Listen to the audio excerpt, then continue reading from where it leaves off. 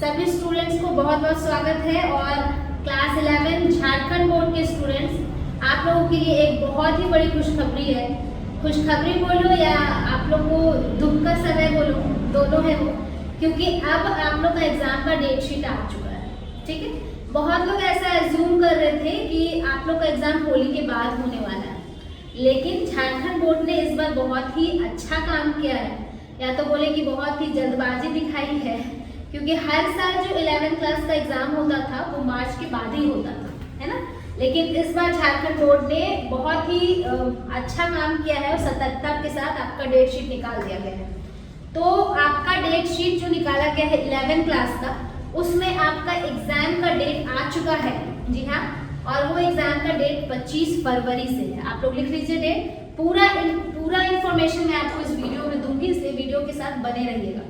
जितने भी 11th class के स्टूडेंट्स हैं, 25 तारीख से आपका एग्जाम शुरू है, 25 फरवरी से आराम से एग्जाम दे लीजिए और उसके बाद आपको होली मनाने का समय मिल जाएगा। ठीक है, तो जितने भी स्टूडेंट्स हैं, आपके छुट्टियों से पहले आपका एग्जाम क्लियर हो जाएगा, तो तैयारी में लग जाइए। जो लोग पढ़े हैं वो लोग भी, और जो लोग पढ़ाई नहीं किए हैं वो लोग भी तैयारी में लग जाइए, क्योंकि पूरा का पूरा सिलेबस जो 11th क्लास का है, बायोलॉजी का खास करके, वो मैं आपको इसी चैनल के माध्यम से ऑब्जेक्टिव क्वेश्चंस की तैयारी करा दूंगी।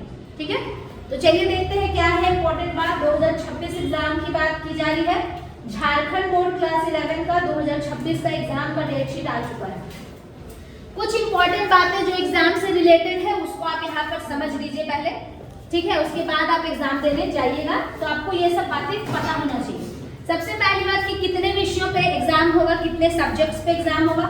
तो 5 विषयों पर एग्जाम होने वाला है आपका, 5 सब्जेक्ट पर एग्जाम होने वाला है। जो आप लोग 5 सब्जेक्ट मेन सब्जेक्ट जो होते हैं, आप लोगों ने कुछ एडिशनल सब्जेक्ट्स भी लिए होंगे, है ना। दूसरा पॉइंट क्या है कि आप लोगों ने कुछ एडिशनल सब्जेक्ट्स लिए होंगे। उन एडिशनल सब्जेक्ट्स का एग्जाम आपका नहीं होगा, एकदम पॉइंट कर लीजिए आप। जो एडिशनल सब्जेक्ट्स कुछ बच्चे लिए हैं उनका एग्जाम नहीं होने वाला है। ठीक है, जो मेन पेपर 5 पेपर होगा वही 5 पेपर का एग्जाम आपका होगा। ठीक है, एग्जाम कौन से माध्यम से होगा, तो OMR शीट के माध्यम से होगा। गोला गोला आता है, उसको पेन से आपको फिलअप करना पड़ेगा। ठीक है, तो OMR शीट के माध्यम से होगा। MCQ क्वेश्चंस रहेंगे। कैसे क्वेश्चंस रहेंगे? MCQ मतलब मल्टीपल चॉइस क्वेश्चन। एक क्वेश्चन का 4 ऑप्शन आपको दिया जाएगा, जिसमें एक आंसर सही होगा, उसको आपको टिक लगाना होगा। ठीक है, नेक्स्ट कितने मार्क्स का क्वेश्चन ये रहेगा OMR शीट पर, तो 40 नंबर का क्वेश्चन आएगा आपका, 40 मार्क्स का। ठीक है, 40 मार्क्स का क्वेश्चन आपका आएगा, उसको आपको बनाना है एग्जाम में हर सब्जेक्ट का। प्लस 10 मार्क्स आपको और मिलेंगे। कहां से मिलेंगे? Internal assessment. ये इंटरनल असेसमेंट कौन करेगा? आपका कॉलेज करेगा। आप लोग सभी लोग एडमिशन करवाए होंगे कोई पर्टिकुलर कॉलेज में, तो उस कॉलेज के तरफ से आपको 10 मार्क्स दिए जाते हैं। अब 10 में से आपको कितने नंबर दिए जाएंगे वो कॉलेज डिसाइड करता है। ठीक है, तो टोटल आपका कितना मार्क्स का एग्जाम होगा? 50 मार्क्स का। ठीक है, समझ में आ गया। नेक्स्ट देखिए, आपका एडमिट कार्ड कब से मिलेगा बच्चों? तो 16 फरवरी से आपका एडमिट कार्ड डाउनलोड होने लगेगा। ठीक है, या तो आप पर्टिकुलर जहां पर कॉलेज है आपका, वहां से जाके आप ले सकते हैं। तो 16 फरवरी से आपका एडमिट कार्ड मिलने लगेगा। 25 से आपका एग्जाम शुरू है। 5 में से 4 विषयों में पास होना अनिवार्य है। वेरी इंपॉर्टेंट पॉइंट याद रखिएगा। 5 सब्जेक्ट का जो आपका एग्जाम होगा, उसमें 4 सब्जेक्ट में कम से कम पास होना जरूरी है।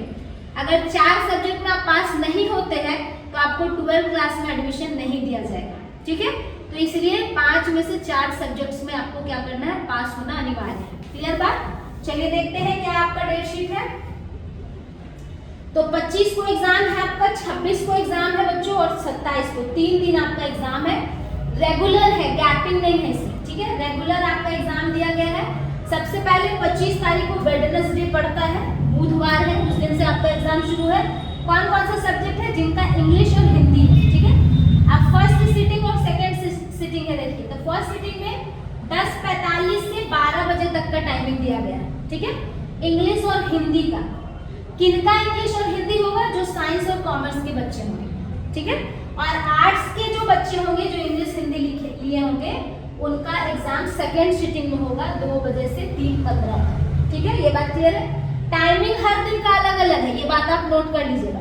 ऐसा ना हो कि आप टाइमिंग अलग अलग समझ के आप कंफ्यूज हो जाए, है ना। पहले दिन का टाइमिंग 12 बजे तक है, देखिए, है ना, जो कि इंग्लिश हिंदी है। दूसरा जो दिन है आपका 26 तारीख थर्सडे पड़ रहा है ना, उसमें आपका 1 बजे तक टाइमिंग दिया गया है, 10:45 से 1 बजे तक फर्स्ट सिटिंग है। सेकेंड सिटिंग आपका 2 बजे से 5:15 तक है, तो टाइमिंग में चेंजिंग है, याद रखिएगा। तो यहाँ मेन पेपर है, देखिए, फिजिक्स और केमिस्ट्री, किनका, जिनका साइंस है, 26 तारीख को एग्जाम होगा। और कॉमर्स में ACT और BST, इनका एग्जाम होगा फर्स्ट सिटिंग, ठीक है। सेकेंड सिटिंग में फर्स्ट, सेकेंड, थर्ड जिनका ऑप्शनल पेपर है, उनका एग्जाम होगा 2 बजे से 5:15 तक। क्लियर बात। आगे देखिए, 27 तारीख को फ्राइडे पड़ता है और इस फ्राइडे को ऑप्शनल सब्जेक्ट का एग्जाम है, मैथ्स या बायोलॉजी। ऑप्शनल मतलब यहाँ क्या आ जाएगा, जो ऑप्शनल सब्जेक्ट हम लोग लेते हैं उसका, है ना। तो साइंस और कॉमर्स का पेपर यहाँ पर रहेगा 10:45 से 1 बजे तक। और इलेक्टिव लैंग्वेज, जिसका आर्ट्स है उसमें इलेक्टिव लैंग्वेज होता है अलग से, तो उसका एग्जाम कब होगा, 2 बजे से 3:15 तक, ठीक है। तो टाइमिंग में चेंजिंग है, याद रखिएगा। और समय से आप लोग एग्जाम में पहुंचिए, समय से एग्जाम में पहुंचना बहुत जरूरी होता है बच्चों, नहीं तो फिर आपको थोड़ा सा दिक्कत भी हो सकता है। और रिलैक्स होकर के पहुंचिए। बाकी बायोलॉजी का जो भी सब्जेक्ट है आपका 11th क्लास में, जो भी चैप्टर्स है, उसको मैं इसी चैनल के माध्यम से आपको डेली MCQs दे करके आपको सारा टॉपिक क्लियर करवा दूंगी, ठीक है। तो हम लोग मिलते हैं नेक्स्ट वीडियो में, तब तक के लिए आप लोग पढ़ते रहिए और हेल्दी रहिए, हैप्पी रहिए। Thank you very much.